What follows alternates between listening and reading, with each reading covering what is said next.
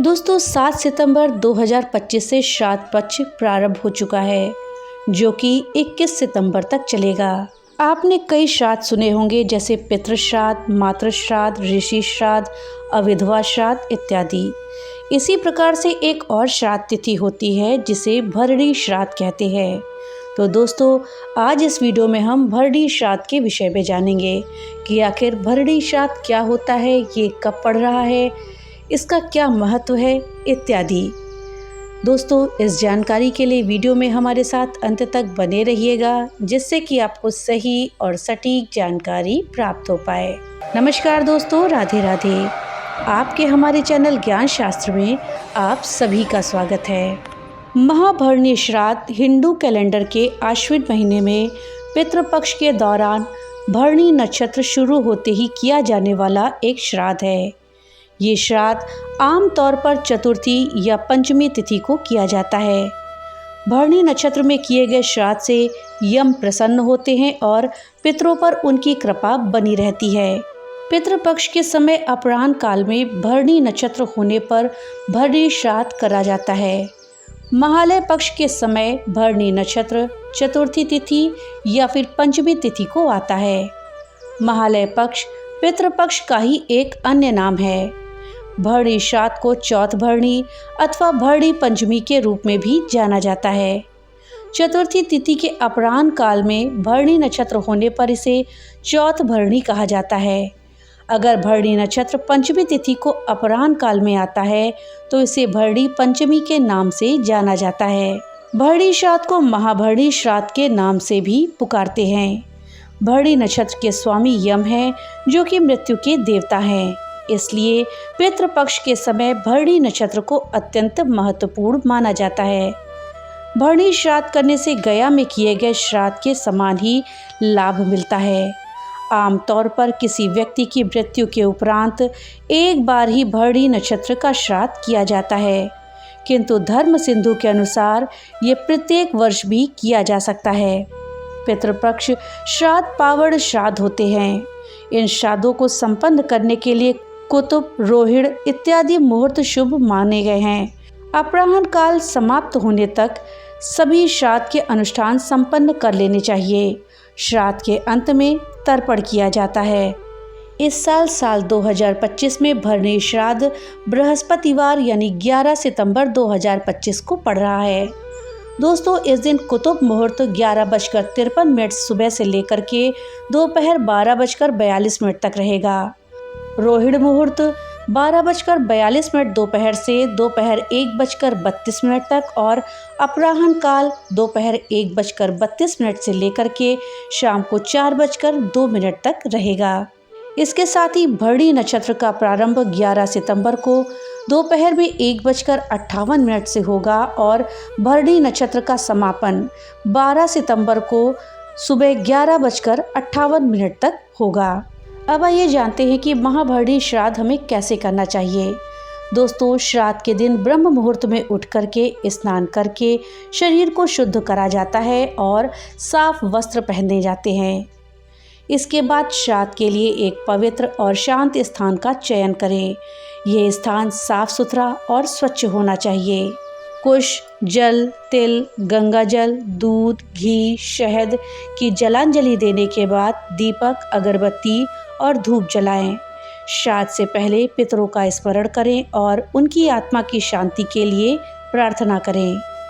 तिल के पिंड बनाकर पितरों को अर्पित किए जाते हैं। ब्राह्मण को भोज कराएं और उन्हें दक्षिणा दें। इसके साथ ही गरीबों को दान देना इस दिन शुभ माना जाता है।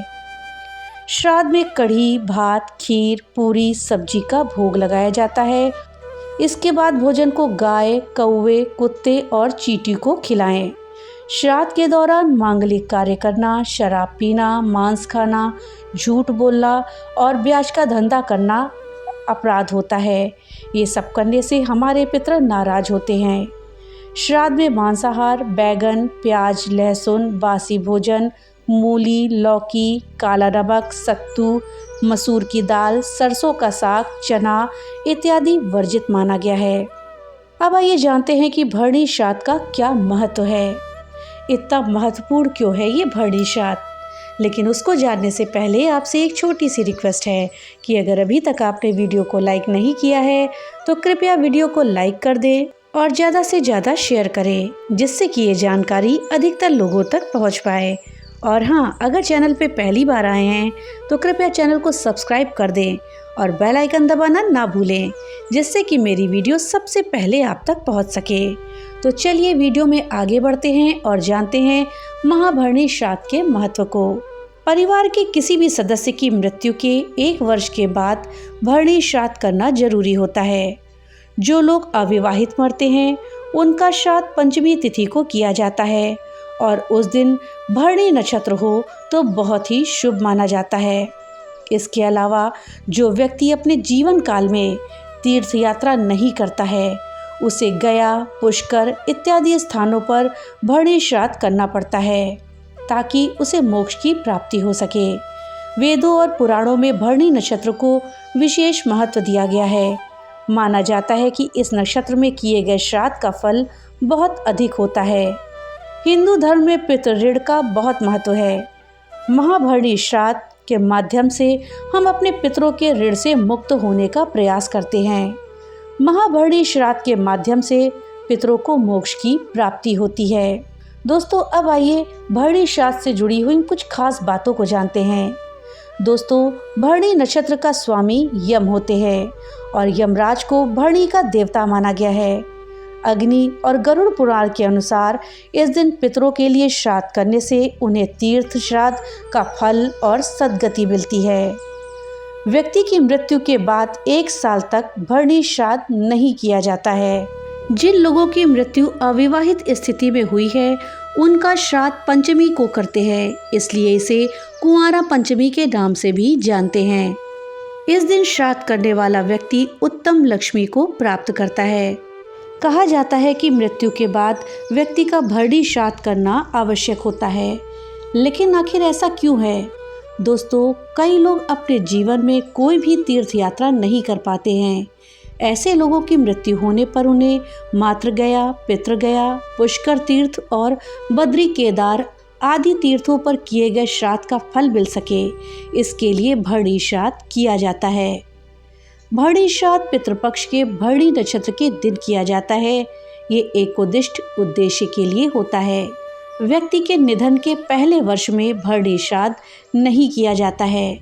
इसका कारण है कि प्रथम वार्षिक वर्ष श्राद्ध होने तक मृत व्यक्ति को प्रेतत्व रहता है। ऐसे में पहले वर्ष किसी भी श्राद्ध का अधिकार नहीं होता। दोस्तों, प्रत्येक वर्ष भरणी श्राद्ध करना हमेशा श्रेयस्कर रहता है। इसे प्रथम महालय में ना करते हुए दूसरे वर्ष से शुरू करना चाहिए। नित्य तर्पण में मृत व्यक्ति को पितृत्व का अधिकार प्राप्त होने पर ही उसके नाम का उच्चारण करें। इसे पहले साल ना करें। तो दोस्तों, ये थी जानकारी भरणी श्राद्ध के विषय में। जानकारी आपको कैसी लगी हमें कमेंट बॉक्स में लिख करके ज़रूर बताइएगा। तो मिलते हैं अगली नई वीडियो के साथ। तब तक के लिए राधे राधे।